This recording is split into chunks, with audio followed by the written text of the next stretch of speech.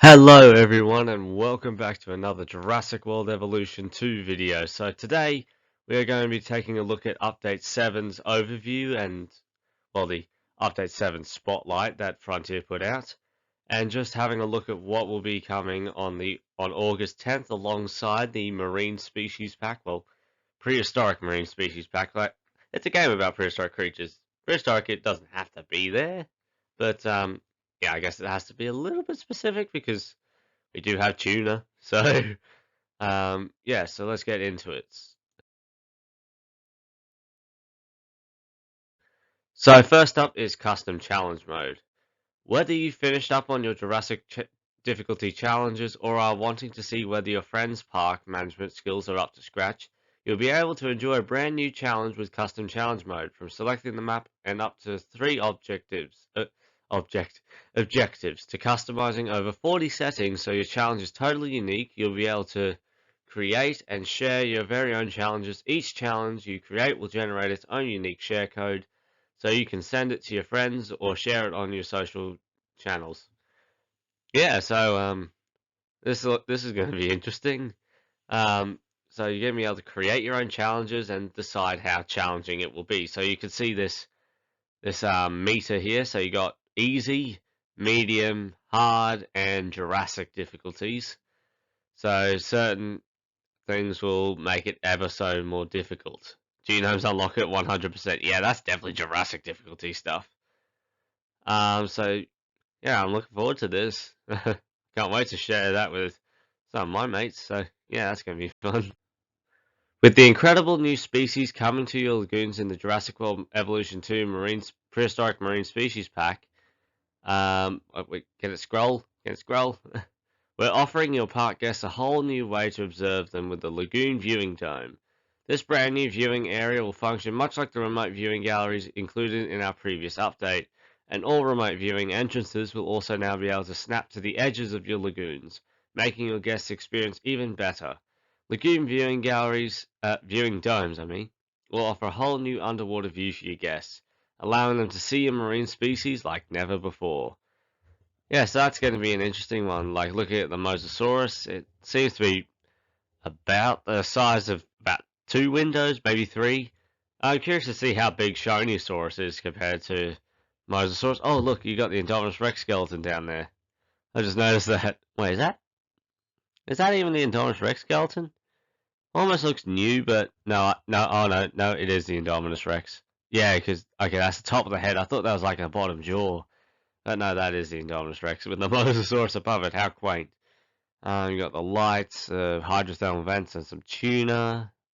So it seems this viewing gallery has a bit of coral weaved in between it and a bit of weed. Yeah, it's going to be interesting using these. These look like they're going to be fairly useful and look very cool as well at the same time. So yeah, those are coming free in Update 7. Okay, there we go. Now we're on the next one. Wait, yeah, can I get to the top? Okay. As of Update 7, we'll be introducing 2 new features to make it easier than ever before to both manage your favorite skins and variations and keep an eye on your favorite species once they're in your park. First up, you'll be able to mark skin and pattern color variants as favorites in the species viewer, allowing you a way to save the variations that you prefer in a simple, easy to see way. When you're in the Hatchery Genome Editing menu, you'll then be able to choose to only randomize your favorited color variants, allowing you to have even more freedom over how your species look in your park. As of Update 7, we'll be introducing hang on, I covered it twice. Damn it. Okay.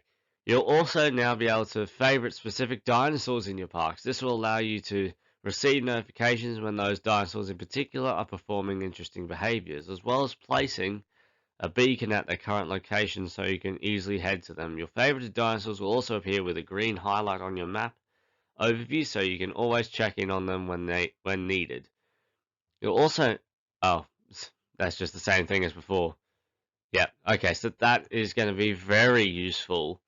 Say if you were recreating a Jurassic World of a kind and you had to get through all these other skins and like continue to tamper with it just to get the dinosaurs you wanted. Now you don't have to worry about that and can just do that. So say if I was building the Jurassic World Gyrosphere, there are two different Triceratops variations. So you got just the blank Yukon River, but then you got the Yukon River with the Papyrana, which gives it a bit of blue on the back and orange around the crest. Frill. Whatever it is. Um, but yeah, so that is going to be coming in very handy, especially if you kind of wanted to see like the whole Raptor squad released at once, or the Baryonyx trio, or the Atrociraptor squad, both the Bull and Doe T-Rexes from the Lost World, all that sort of stuff. You'll be able to do it with the next update. I guess speaking of Lost World, we're not in San Diego anymore. Yep, that's right. With Update 7, you'll now be able to place the Amphitheater in your Sandbox parks as part of the Jurassic Park building style. We know this is something that's been highly requested, so we're very much looking forward to seeing what you do with this iconic building in your parks. Yeah, that's going to be very useful, I would imagine, for many players who have been wanting this for a long time. Like, I'm not one of those. Like, I was happy where the San Diego building was, but it is nice that we can have a bit more creative freedom with this building. Personally, I would like to see them add some more things that are like this into the game. So maybe like T-Rex Kingdom, have it with an open gate and well, a gate that can open, the grandstands, a built-in log, yeah, all that sort of stuff, and just have it as a one and done attraction, much like this is.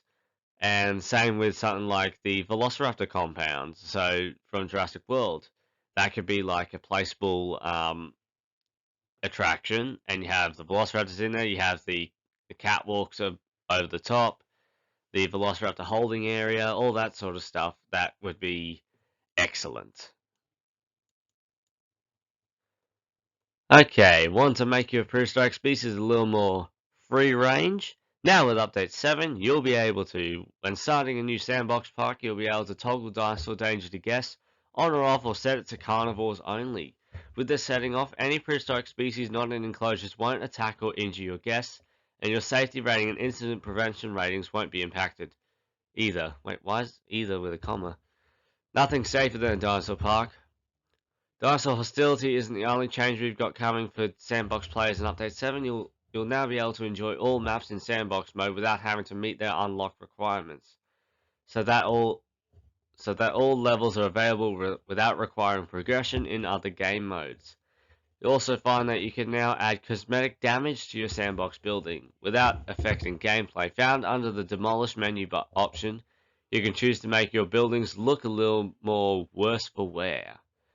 Yeah, that's going to be very useful too. Like, say, if you wanted to make the old Jurassic Park in a Jurassic World map, it'll look a lot more convincing rather than requiring to have a storm come through to break it. And same if you wanted to recreate the Jurassic World Park that you see in Fallen Kingdom, you would be able to do that now with the cosmetic damage. So that's going to be very handy.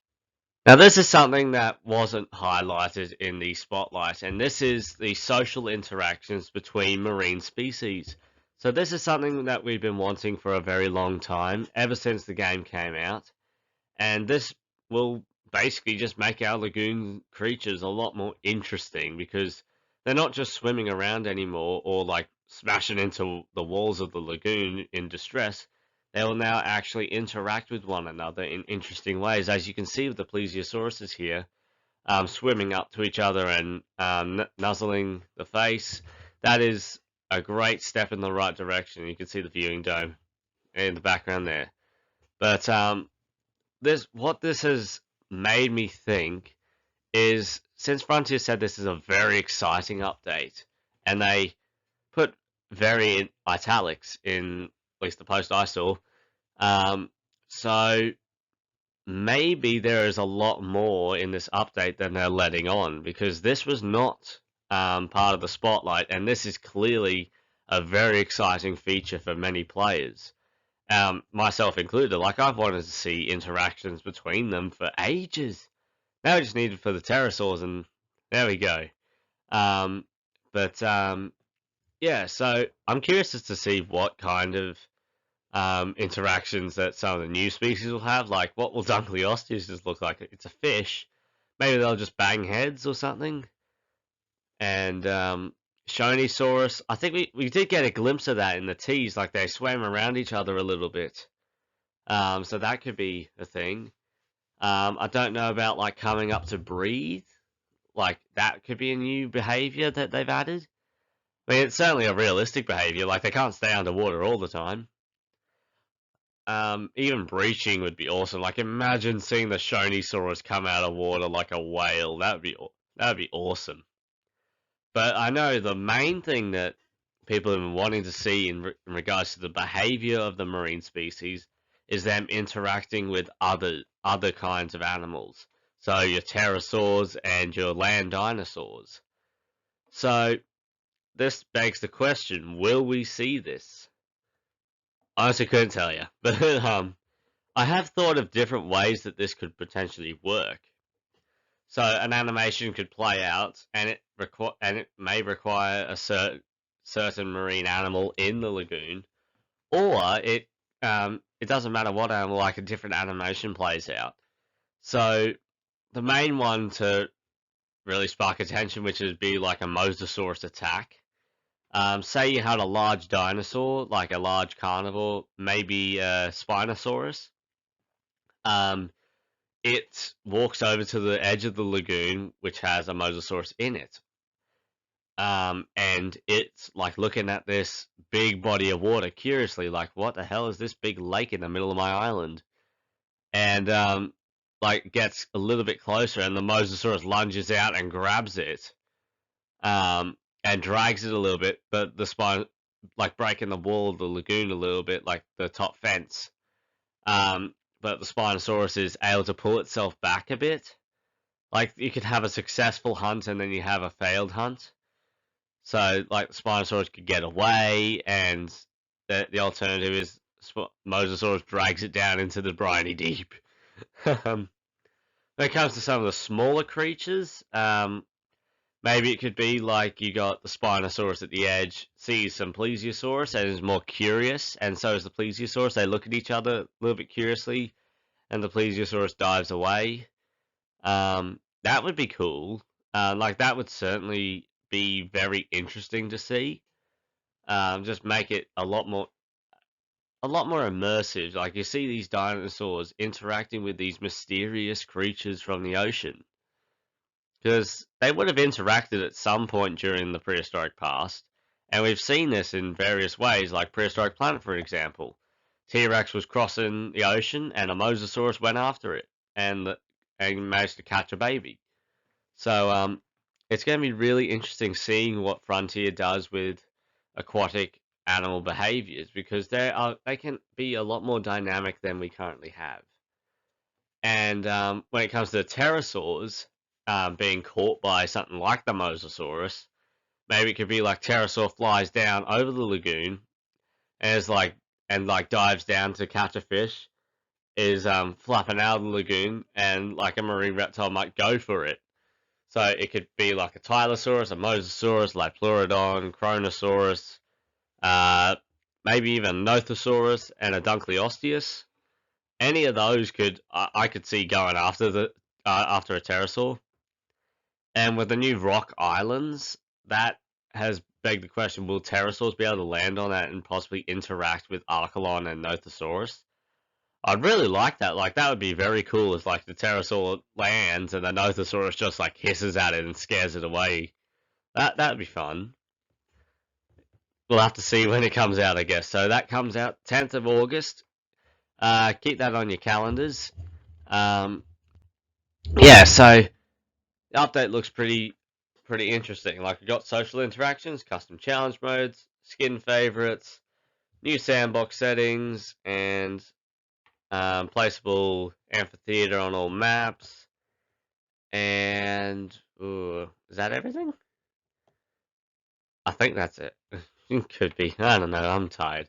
But yeah, so let me know what you think of the update features that we know about so far, because given how cryptic they were about the social interactions between the marine reptiles, who knows? There could be other things just waiting in the wings to be shown. I would really like to hope so, and if so, this would make it my favorite update.